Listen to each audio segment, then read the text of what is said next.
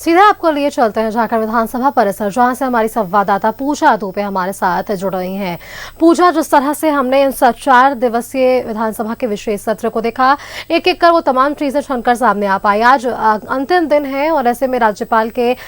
अभिभाषण के बाद भी आप देखिए जिस तरह से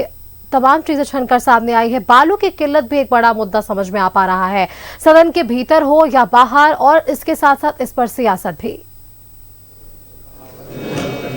जरूर सुष्मिता, देखिए बालू की किल्लत को लेकर के जब यहाँ पर लोगों से बातचीत हुई तो जरूर सत्ता पक्ष के भी कई सारे लोगों ने कहा कि जरूर इसको लेकर के सरकार काम करेगी। और जिस तरीके से अगर हम लोग मंत्री शिल्पी नेहा तिर्की की बात करते हैं तो उन्होंने भी कहा कि अब आवास के लिए हम लोगों ने साफ तौर पर अपने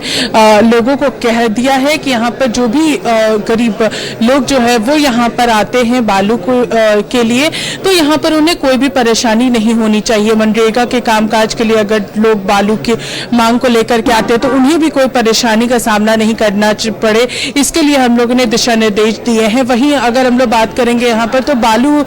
की वजह से कई सारे काम जो है वो फिलहाल अभी रुके हुए नजर आ रहे, चाहे वो अलग अलग कंस्ट्रक्शन को लेकर के हो। और जहां तक बात रही यहाँ पर मांडू से जो विधायक है निर्मल महतो, तो उन्होंने भी साफ तौर पर कहा यहाँ पर कि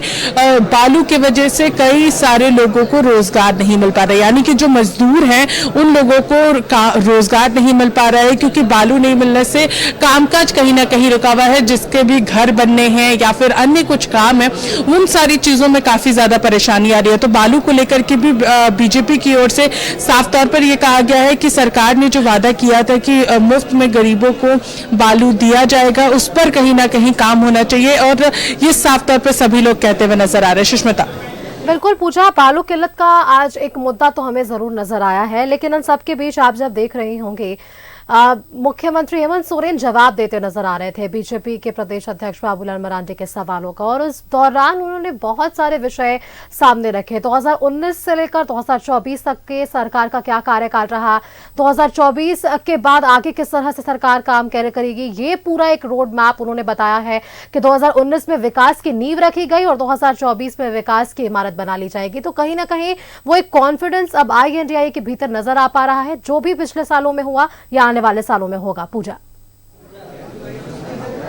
जरूर देखिए, उन्होंने कहीं ना कहीं अपने उस रोड मैप को यहाँ पर तैयार करते हुए सभी लोगों के बीच में सदन के अंदर रखा कि किस तरीके से अब पूरे 5 साल सरकार कैसे काम करने वाली है, चाहे वो विकास के मुद्दों को लेकर के हो या फिर अन्य चीजों को लेकर के हो, किस तरीके से रोजगार देना है, किस तरीके से डेवलपमेंट करना है, इन सारी चीजों का रोड मैप जो है वो मुख्यमंत्री हेमंत सोरेन ने तैयार कर लिया है। सही कहा उन्होंने कि यहाँ पर उन्होंने जिस तरीके से कहा कि 2019 में वो पूरा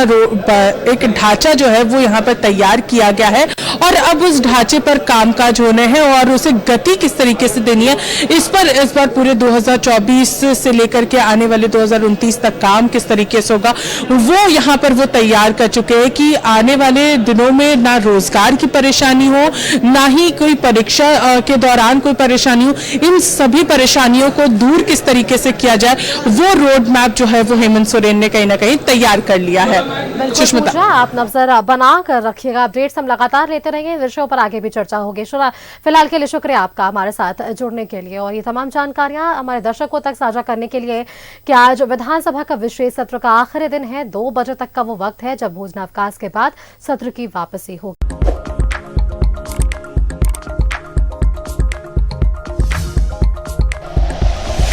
like and share videos, subscribe करें हमारा चैनल और प्रेस करें बेल आइकॉन। News 11 भारत, सच है तो दिखेगा।